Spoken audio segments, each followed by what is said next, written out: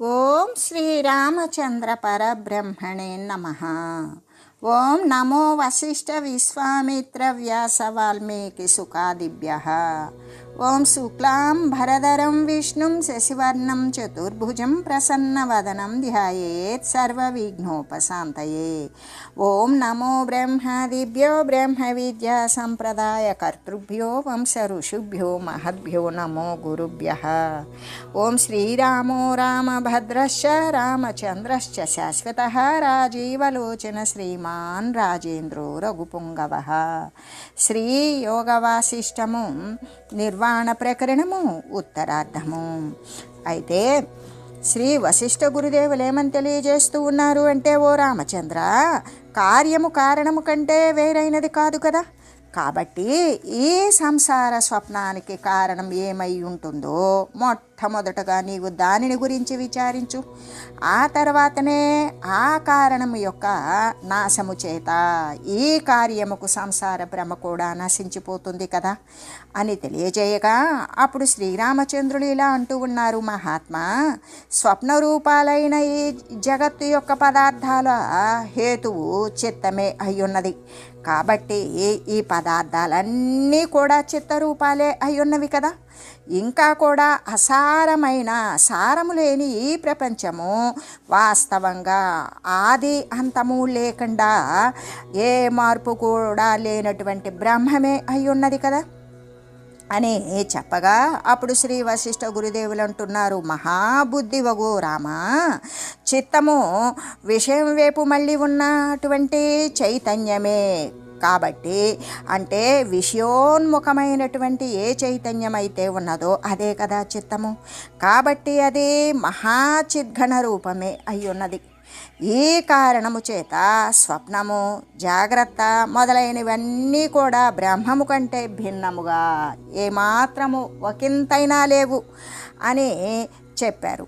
అప్పుడు శ్రీరామచంద్రులు ఇలా అడుగుతూ ఉన్నారు, మహాత్మా, అవయవములకు శాఖాదులకు అవయవి అయినటువంటి వృక్షము ఏ విధంగా అంటే, వృక్షానికి కొమ్మలు ఏ విధంగా ఉంటాయో మొత్తం కలిపి ఆ వృక్షము అయినట్లుగానే ఇక్కడ భేదముతో కూడినటువంటి తాదాప్య రూపమైన ఏకీభావము ఎలా ఉన్నదో శాఖలకు వృక్షానికి ఏకత్వ భావమే ఉన్నది. అలాగే అవయవాలకు, మన ఇంద్రియాలను ధరించిన జీవికి అంటే అవయవాలకు అవయవి అయినటువంటి తాదాప్య రూపమే ఉన్నది. కాబట్టి అట్లాగే చైతన్యానికి జగత్తుకు కూడా అటువంటి ఏకీభావము అనేది ఎందుకు ఉండకూడదు?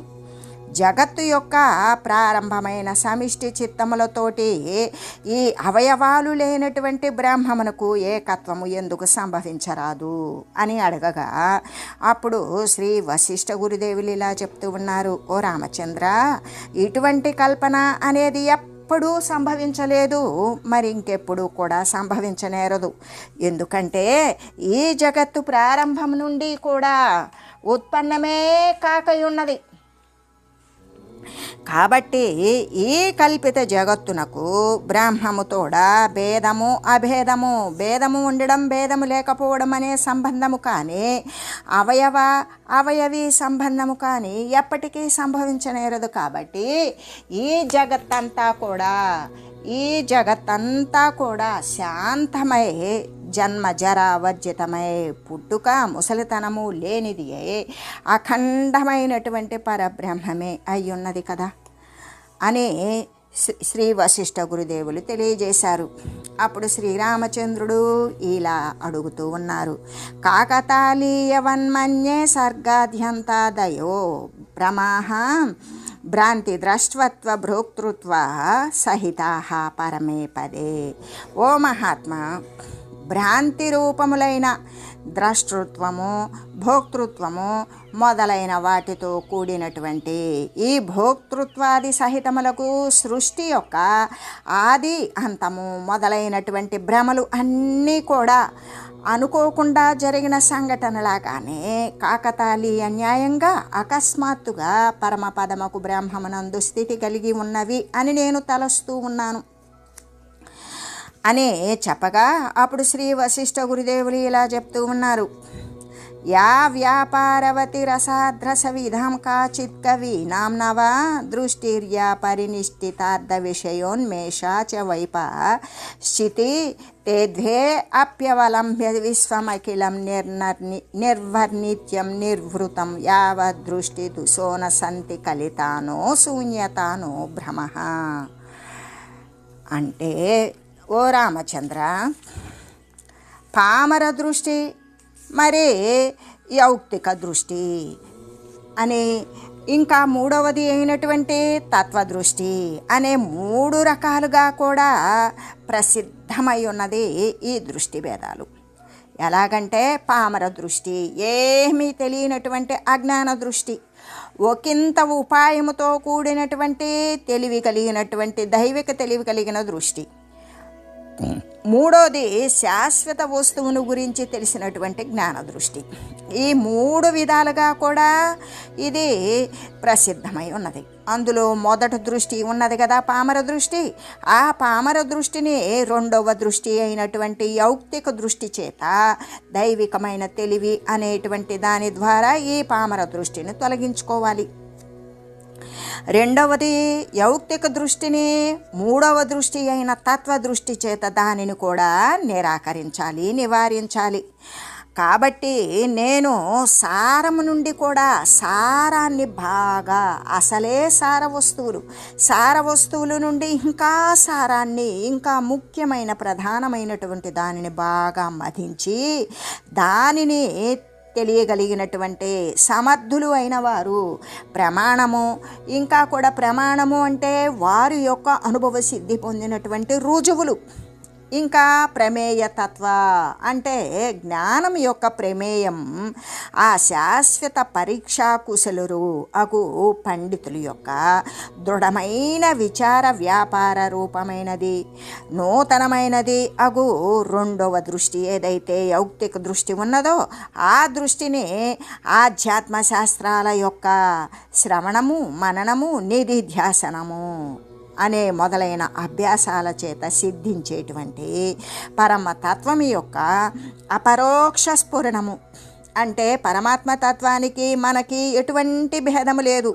ఏ విధంగా సర్వే సమస్తము సర్వవ్యాపకమైన ఏకరసమాత్రమైన పరబ్రహ్మమే అయి ఉన్నప్పుడు మనమేమై ఉన్నాం? మళ్ళీ ఒక రెండవ వస్తువు కానీ, దానికి తక్కువది కానీ, సమానమైంది కానీ ఉన్నదా?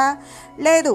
అందుకే అపరోక్షంతో ఆ స్ఫురణము, ఆ ఆలోచన తన యొక్క చమత్కార సాక్షాత్కార వృత్తి అందే ఉన్నటువంటిదియో. ఇక అదే జీవించి ఉండగానే ముక్తత్వాన్ని పొందేటువంటి జీవన్ముక్తుల యందు ప్రసిద్ధమైనది అగు మూడవ దృష్టిని కూడా అవలంబించి ఎంతవరకైతే దృష్టులు కానీ, దృష్టి అన్నప్పుడు దృశ్యమానమే కదా దృష్టులు, ఆ దృశ్యాన్ని చూసేటువంటి వాడు ద్రష్టే కదా. అటువంటి దృష్టులు కానీ, ద్రష్టలకు జీవులు కానీ ఈ భూతకాలము, భవిష్యత్ కాలము, వర్తమాన కాలము ఈ కాలత్రయమందు లేక ఉంటారో జగత్తు యొక్క శూన్యత్వము కానీ, భ్రమ అనేటువంటిది గనక భ్రమ అనేది కానీ వర్తించకుండా ఉంటుందో అంతవరకు కూడా, అంటే నిత్యము శాశ్వతము అపరోక్ష పరమానంద బ్రహ్మాత్మైక వస్తుస్థితి పర్యంతము ఆ వస్తుస్థితిని పొందేటంత వరకు కూడా ఈ సమస్త జగత్తును గురించి కూడా నేను నీకు తెలియజేసి వర్ణించి చెప్పాను.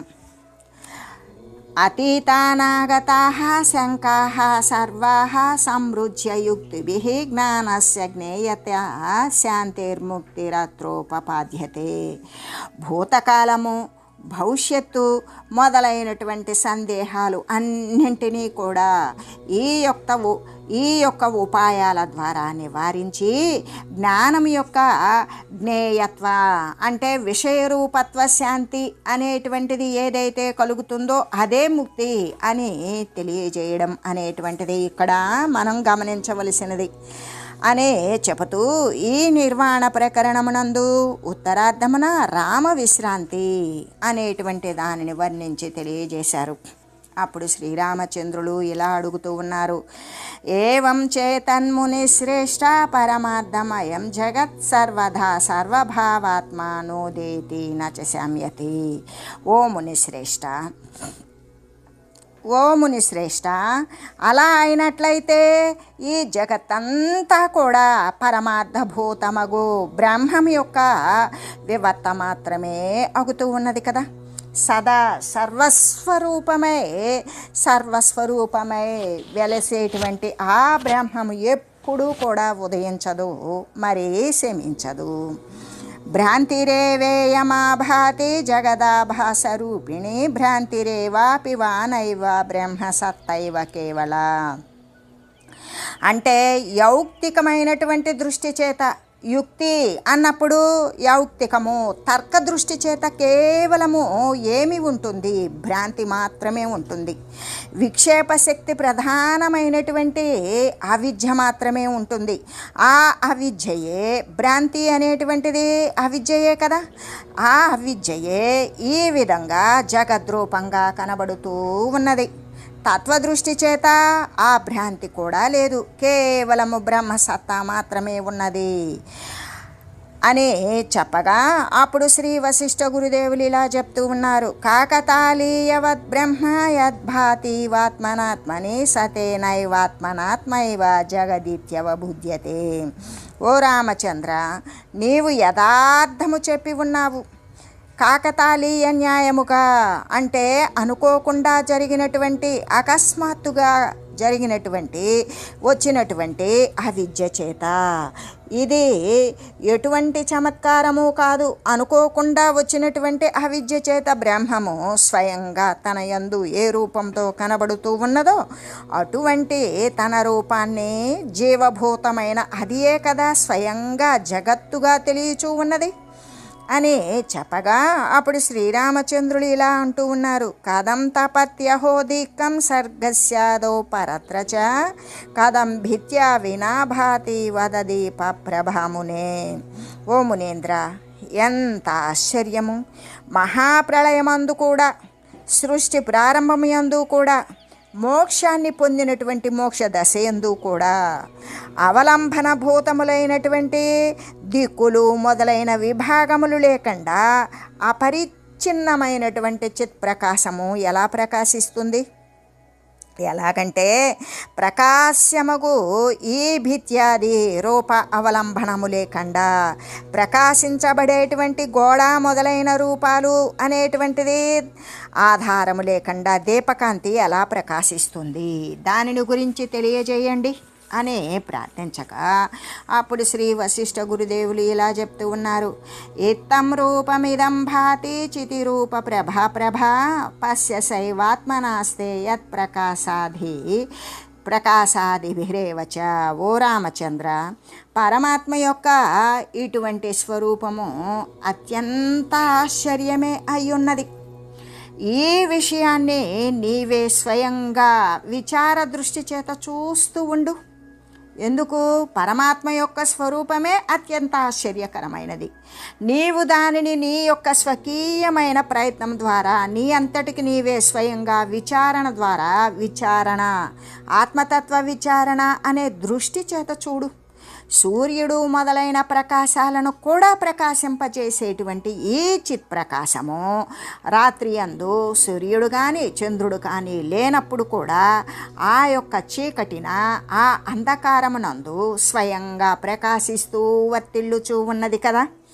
ఇంకా కూడా సూర్యుడు చంద్రుడు మొదలైనటువంటిది, ఈ సూర్యుడు వాహిని అగ్ని మొదలైనటువంటివి ఉదయించిన తర్వాత కూడా ఆ ప్రకాశాదులను ప్రకాశింపజేస్తూ వాటితో సహా వర్తిల్లుచూ ఉన్నది. అందుకే మనకి శృతి ఏమని చెప్తూ ఉన్నది? తమేవ భాంతమనుభాతి సర్వం తస్య భాష సర్వమేధం విభాతి. ఆ ప్రకాశాదులను కూడా ఏ యొక్క సూర్యుడు మొదలైనటువంటి ఉదయించిన తర్వాత సూర్యప్రకాశము మొదలైనటువంటి ఉన్నవి చూడు, ఆ సూర్యచంద్రుడ అగ్ని ప్రకాశాలను కూడా ప్రకాశింపజేసేటువంటి దానితో సహా ప్రకాశింపజేస్తూ తాను స్వయం జ్యోతి అయి ప్రకాశిస్తూ సూర్య చంద్ర వహ్ని అగ్నినులు కూడా ప్రకాశింపజేస్తూ వాటితో సహా వర్తిల్లుతూ ఉన్నది. భిత్తౌ ప్రకాశో భాతి వా తత్కుఢ్యం భాసనం చ తత్ దృశ్యం స్య సంభవాదాదౌ వక్త ద్రష్ట ప్రదృశ్యతాం. ఈ సూర్యాదుల యొక్క ప్రకాశము కూడా, సూర్యుడు కానీ చంద్రుడు కానీ వారి యొక్క ప్రకాశం కూడా అంటే గోడల యొక్క అపేక్ష లేకుండానే ఆ యొక్క భిత్యాదులు యందు ఎటువంటి కోరిక లేకుండానే ఆ గోడల యందు ప్రకాశిస్తూ ఉన్నది. వాని ఆ ప్రకాశము భిత్తిజ జనితము కాదు కదా. ఎందుకు? ఆ ప్రకాశము అనేటువంటిది గోడ నుండి ఉత్పన్నమైనది కాదు, గోడను కూడా ప్రకాశింపజేసేటువంటిది. పైగా ఆ గోడ కూడా తత్ప్రకాశనమును అంటే అది కూడా దాని యొక్క ప్రకాశము కూడా ఆత్మప్రకాశ బలము చేతనే సిద్ధిస్తూ ఉన్నవి. ఇంకా కూడా ఆ భిత్యాదుల అంటే ఆ గోడల సంబంధానికి పూర్వము కూడా ఆకాశమునందు ప్రకాశము ఎలా కనిపిస్తూ ఉన్నదో అలాగే సృష్టి ప్రారంభమునందు కూడా మరి సృష్టి అంతము ప్రళయమునందు కూడా మోక్ష దశయందు కూడా మాట్లాడేవాడు మరి వినేటువంటి వాడు అయి ఉండి కూడా ఈ ఆత్మ విషయ రహితమై ప్రకాశిస్తూ ఉంటుంది. ఆ ప్రకాశిస్తుంది విషయాన్ని స్వయంగా, ఆ విషయాన్ని స్వయంగా నీవు అనుభవించు. తస్మాన్ ద్రష్టాసి నో దృశ్యం నైవాస్తి దమనామయం చిత్ప్రభైవాత్మనా భిత్తేర్భవత్యా భాసనం తథా. ఈ కారణము చేత ద్రష్టృ, దృశ్యము మొదలైనటువంటి దృక్కు మొదలైన త్రిపుటి ఒకంతైనా ఉన్నదా? అక్కడ విచారించి చూస్తే ఇటువంటి ద్రష్ట, దృశ్యము, దృక్కు అనేటువంటిది ఏది వాస్తవానికి లేదు. సృష్టి ప్రారంభమునందు చిత్ప్రకాశమే స్వయంగా ఈ యొక్క గోడల యొక్క ఆలంబనముగాను దానిని ప్రకాశింపజేయుచున్నది గాను కూడా అగుచు ఉన్నది. ద్రష్టృదృశ్యాత్మికైకైవ స్వాత్మనైవ విరాజతే స్వప్నాదిషు యథేహాద్య ద్రష్టృదృశ్యాత్మిక సతి. ఈ స్వప్నాదులయందు ఒకే చైతన్యము ద్రష్టృ, దృశ్యము ఈ త్రిపుటి రూపంగా ఎలా ప్రకాశిస్తూ ఉన్నదో అలాగే జాగ్రత్తనందు కూడా ఒకే చైతన్యము ద్రష్టము అనేటువంటి ఈ రూపాన్ని ధరించి ప్రకాశిస్తూ ఉన్నది అని చెబుతూ, ఎలాగంటే కలలు కనేటప్పుడు కూడా స్వప్నాదులు యందు కూడా ఒకే చైతన్యము ఏ విధంగా అంటే చూచేవాడిగా, చూడబడే వస్తువుగా, దృక్ విషయముగా అంటే చూపించబడేటువంటి దానిగా ఈ త్రిపుటి రూపంగా ఏ ప్రకారమైతే ప్రకాశిస్తూ ఉన్నదో అలాగే జాగ్రత్తనందు కూడా ఒకే చైతన్యము ఈ ద్రష్ట, దృశ్యము, దృక్కు మొదలైన రూపాన్ని ధరించి ప్రకాశిస్తూ ఉన్నది అనే చెబుతూ, చిద్భాత్యేవ హి సర్గాదౌ కచంతి భాతి సర్గవత్ భాసనీయం చ భానం చ రూపం యత్ర స్వయం ప్రభ. ఎక్కడైతే ప్రకాశ్యము, ప్రకాశకములు మూడు కూడా అంటే ప్రకాశింపబడేది, ప్రకాశింపజేసేది, ప్రకాశము మొదలైనటువంటివి ఈ మూడు కూడా చిత్ప్రకాశమే స్వయంగా అయి ఉన్నవి. అలా ఈ మూడు చిత్ప్రకాశమే స్వయంగా ఎలా అయ్యున్నవో అటువంటి సృష్టి ప్రారంభ కాలమునందు సృష్టిలాగానే ప్రకాశిస్తూ చైతన్యమే కదా వెలయుచూ ఉన్నది. ఏకైవ చిత్రయం భూత్వా సర్గాదౌ భాతి సర్గవత్ ఏష ఏవ స్వభావోస్యాయ దేవం భాతి భాసుర. ఒకే చైతన్యము సృష్టి ప్రారంభముయందు ద్రష్ట, దర్శన, దృశ్యము మొదలైనటువంటి మూడు రూపాలుగా కూడా అయ్యి సృష్టిలాగానే కనబడుతూ ఉన్నది. ఈ ప్రకారంగా ప్రకాశవంతమై, ప్రకాశశీలమై జగత్తు యొక్క రూపముగా కనబడుతూ ఉండడం ఆ చైతన్యం యొక్క మాయాశక్తి ప్రధానముకు స్వభావమే అయ్యున్నది. ఏతత్తు స్వప్న సంకల్ప నగరేష్వనుభూయతే ఇత్తం నామ తపత్యేష చిద్దీప్తి ప్రథమోదిత. అంటే సర్వప్రథమమున అన్నింటికంటే మొట్టమొదట్లో ఉదయించినది ఈ చిత్ప్రకాశమే ఈ విధంగా జగద్రూపంగా ప్రకాశించటము స్వప్నము సంకల్ప నగరాలయందు అనుభవింపబడుచూ ఉన్నది. నభస్యేవ నభోరూప యదిదం భాసతే జగత్ అనాద్యంతమిదం తస్య సర్గాత్మ భాసనం. ఆది అంతము లేనటువంటి ఆద్యంతరహితమైనటువంటి చిదాకాశమే చిదాకాశమును ఆ విధంగా జగద్రూపములో కనబడుతూ ఉన్నది. ఇంకా కూడా ఇలా చిదాకాశం యొక్క సృష్టి రూపముగా ఉండటం ఏదైతే ఉన్నదో అదే సృష్టుల యొక్క స్వరూపం కూడా అగుతూ ఉన్నది కదా. స్వభావభూతమస్మాకం త్విదం భాతి మహాత్మనాం భాస్య భాసక సంవిత్తిర్నశ్యతి ప్రతిభామిత. ఈ జగత్తు అజ్ఞానులకే ఆశ్చర్యంగా కనబడుతుంది, కానీ జ్ఞానులకైతే కాదు. జ్ఞానులమైన మహాత్ములమగు మాకు ఇది బ్రహ్మస్వభావ భూతముగానే, ఇది బ్రహ్మస్వభావ స్వరూపముగానే కనబడుతూ ఉంటుంది. అంటే ప్రకాశించేది, ప్రకాశింపజేసేటువంటి ఈ యొక్క చైతన్యము, ఈ త్రిపుటి జ్ఞానము మాకు అకస్మాత్తుగా ఎప్పుడైనా సరే స్ఫురించినప్పటికీ కూడా తత్వానుసంధానము చేత, శాశ్వత పరమాత్మ వస్తువు యొక్క అనుసంధానము చేత మరలా వెంటనే అది నశించిపోతుంది. ఈ సృష్టియాదులన్నీ కూడా అజ్ఞానులకే ఆశ్చర్యంగా తోస్తాయి, మాకైతే కాదు కదా. మా వంటి మహాత్ములకు, అంటే మా బోటి జ్ఞానులకు ఈ జగత్తంతా కూడా ఆత్మస్వభావభూతముగానే కనబడుతుంది. ఈ ద్రష్ట, దర్శనము, దృశ్యము మొదలైన త్రిపుటి ఉన్నది కదా, ఆ త్రిపుటి జ్ఞానము మాకు అకస్మాత్తుగా ఎప్పుడైనా సరే ఒకవేళ అలా కలిగినట్లుగా ప్రతిభాసించినప్పటికీ ఆ యొక్క పరమాత్మ శాశ్వత తత్వం యొక్క అనుసంధానము చేత అది శీఘ్రముగా నశించిపోతూ ఉన్నది అని చెబుతూ, సృష్టికి పూర్వము అంటే తధాతు నామ సర్గాదౌ నాసిద్భాస్యో న భాసక మిథ్యాజ్ఞాన వశాదేవ స్థానౌ పుంస్ర ప్రత్యయో యథ. సృష్టికి పూర్వము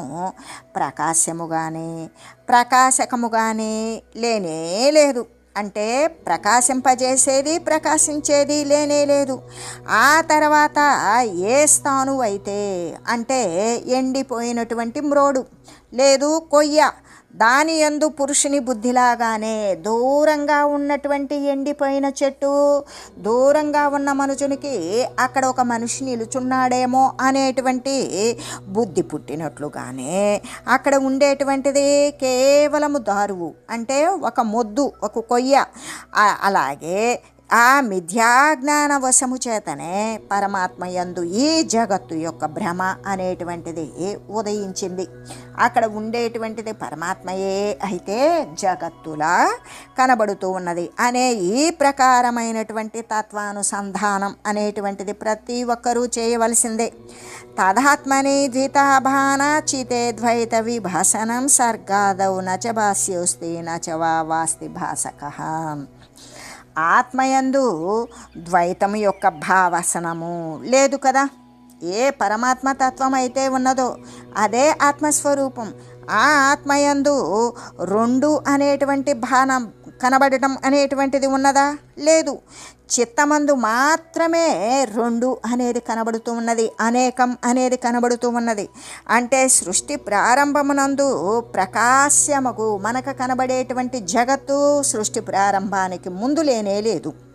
కానీ చిదాత్మ అనేటువంటిది అవశ్యము తప్పకుండా ఉన్నది. అంటే ఆత్మయందు ద్వైతం యొక్క భాసనము లేదు కదా. ఏ ఆత్మ సత్యమునందు అనేకము భిన్నము అనేటువంటిది కనబడుతుందా? లేదు. చిత్తమందే ద్వైతము అనేటువంటిది, ఈ చిత్తము యొక్క చింతన యందు మనస్సునందు మాత్రమే ఈ ద్వైతము అనేకత్వము అనేది కనబడుతూ ఉన్నది. సృష్టి ప్రారంభమునందు కనబడేటువంటి జగత్తు లేనే లేదు. కానీ చిదాత్మ అనేటువంటిది మాత్రం తప్పనిసరిగా ఉన్నది. అనే చెబుతూ కారణాభావతో ద్వైతం చిద్వ్యోమా భాతి కేవలం కిం నామ కారణం బ్రూహి సర్గాదౌచితి వస్తుతః. కారణం యొక్క అభావము వలన, అసలు కారణమే లేకపోవడం వలన కేవలము చిదాకాశమే ద్వైత రూపముగా అనేక రూపంలో కనబడుతూ ఉన్నదవుతుంది. ఎలాగంటే వాస్తవానికి సృష్టి ఆది యందు కూడా, సృష్టి ప్రారంభమునందు కూడా శుద్ధ చైతన్యమునందు కారణమేమి ఉన్నదో తెలియజేయు, నీవు చెప్పు అంటే శుద్ధ చైతన్యమునందు సృష్టి ప్రారంభంలో ఏదైనా కారణం ఉన్నదా? లేదు కదా. అభావాదర్ధ దృష్టీనాం చిదేవేత్తం ప్రకాశతే జగద్భానమిదం యత్తన్న జాగ్రన్న సుషుప్తకం. పదార్థాల యొక్క భావము లేకపోవడం చేత, పదార్థాలను గురించినటువంటి కల్పన కానీ భావము కానీ లేకపోవడము చేత చైతన్యమే ఈ విధంగా జగత్తు యొక్క ఆకారముగా ప్రకాశిస్తూ కనబడుతూ ఉన్నది. ఈ కారణము చేతనే ఈ జగత్తంతా కూడా జాగ్రత్త, స్వప్నము, సుషుప్తి లేనటువంటి అంటే అవస్థాత్రయము అనేది లేకుండానే జాగ్రత్త, స్వప్న, సుషుప్తి రహితమై తురీయ బ్రహ్మస్వరూపమే అయ్యున్నది. నా స్వప్నో సంభవ దృశ్యం కేవలం బ్రహ్మ భాసతే చిన్మాత్ర వ్యోమ సర్గాదావిత్తం కచకచాయతే. స్వప్నరూపముకు ఈ దృశ్యము నిజానికి సంభవించనేరదు. కేవలము బ్రహ్మమే ఇక్కడ కనబడుతూ ఉన్నది. అసలు దృశ్యము అనేది ఉత్పన్నము కాల. ఈ దృశ్యం ఎటువంటిది? స్వప్న రూపము వంటిది. స్వప్నము మేల్కాంచిన తర్వాత స్వప్నం అబద్ధమైనట్లుగానే ఎప్పుడైతే వాస్తవతత్వాన్ని గురించి విచారించామో, వాస్తవతత్వం లేనప్పుడు అజ్ఞాన దృష్టితో ఈ దృశ్యమంతా ఉన్నది. అదే వాస్తవానికి విచారించి చూసినప్పుడు ఈ దృశ్యము అనేది అసలు ఉత్పన్నమే కాలేదు. కేవలము బ్రహ్మమే ఇక్కడ దృశ్య రూపంలో కూడా ఉన్నటువంటిది. మనకు కనబడే దృశ్యం ఏమిటి అంటే దృశ్య రూపంలో ఉన్నది కూడా బ్రహ్మమే ఇక్కడ కనబడుతూ ఉన్నది. సృష్టి ప్రారంభమయందు చిన్మాత్ర ఆకాశమే ఈ విధంగా జగత్తు యొక్క రూపంలో మనకి స్ఫురిస్తూ ఉన్నది. యత్స్వమేవ వపుర్వేత్తి జగదిత్య జగన్మయం చిన్మాత్ర వ్యోమ సర్గాదావిత్తం భాసి భాతి వికాసనం. ఈ జగత్తు లేనటువంటి ఏ చిన్మాత్ర ఆకాశము నిజస్వరూపమునే జగత్తుగా ఎరుగుచూ ఉన్నదో అటువంటి చిన్మాత్ర బ్రహ్మమే సృష్టి ప్రారంభమునందు ఈ విధంగా జగద్రూపముగా కనబడుతూ ఉన్నది. అందుకే యదిదం జగదిత్యేవ శూన్యత్వాంబరయోరివ. ప్రకాశరూపమైనటువంటి పరబ్రహ్మమే ఈ జగత్తు. ఆకాశము శూన్యత్వములందులాగానే ఆకాశానికి శూన్యత్వానికి భేదం ఉన్నదా? లేదు. పరబ్రహ్మమునకు జగత్తునందు కూడా ఎటువంటి భేదము లేదు. బుద్ధ్వాచయావత్ స్వనుభూతి భూతియుక్తం స్థాతవ్యమేతేన వికల్పముక్తం పాషాణమౌనం కుజనేన తూక్తం న గ్రాహ్య మజ్ఞేన హి భుక్తముక్తం. ఓ రామచంద్ర, ఈ ప్రకారంగా నా చేత చెప్పబడినటువంటి ఈ తత్వానుసంధానము అనబడే ఉపాయము చేత ఆత్మతత్వాన్ని తెలియాలి. తెలిసి ఈ భూమికా పరిపాక క్రమమునందు అదే స్వానుభూతితో కూడుకొని దృఢపడేటంత వరకు కూడా వికల్పరహితుడవై వాక్కు మొదలైనటువంటి వాక్కు పాణిపాద గుహ్యపాయువులు అనే ఇంద్రియాల వ్యాపార నిరోధం ద్వారా శిలలాగానే మౌనాన్ని ధరించి ఏ మార్పులు లేనటువంటి నిర్వికల్ప సమాధి అందు స్థితిని పొంది ఉండవలేను. అజ్ఞాన దశయందు నీ చేత కానీ ఇతరుల చేతన కూడా అనాది అయిన సంసారమును మరలా అనుభవించబడి ఉన్నటువంటిది వైరాగ్యము అనేటువంటిది అతిశయించినప్పుడు అప్పుడు త్యజింపబడి ఉన్నటువంటిది బాహ్య విషయ సమూహము అనుభవింపుడు అనే దుర్జనులు చెప్పినప్పటికీ కూడా మరలా ఎన్నటికీ గ్రహించకూడదు. ఎలాగంటే ఈ విషయ సుఖము సమాధి యొక్క ఘాతమే అయ్యున్నది కదా అనే చెబుతూ బ్రహ్మైవ జగదాకారం యదా భాత్య ప్రబోధతః ప్రబుద్ధమాత్ర నిర్వాణం తత్సమ్యాగిహ వర్ణ్యతే. అజ్ఞానము చేత బ్రహ్మమే జగత్తు యొక్క ఆకారంగా కనబడుతూ ఉన్నదని, జ్ఞానము చేత కేవలము నిర్వాణ రూపముకు బ్రహ్మమే మిగిలి ఉన్నది అని ఇక్కడ వర్ణించి తెలియజేశారు. ఈ నిర్వాణ ప్రకరణమునందు ఉత్తరార్ధమున మహావాద బోధనము అంటే తత్వానుసంధానము అనేటువంటి దానిని గురించి తెలియజేసి, ఓం మంగళం శ్రీ గురుదేవాయ మహనీయ గుణాత్మనే సర్వలోక శరణ్యాయ సాధురూపాయ మంగళం. ఓం మంగళం కోసలేంద్రాయ రామాయ రామభద్రాయ చక్రవర్తి తనూజాయ సార్వభౌమాయ జానకీ వల్లభాయ శ్రీరామచంద్రాయ మంగళం. ఓం తత్సత్.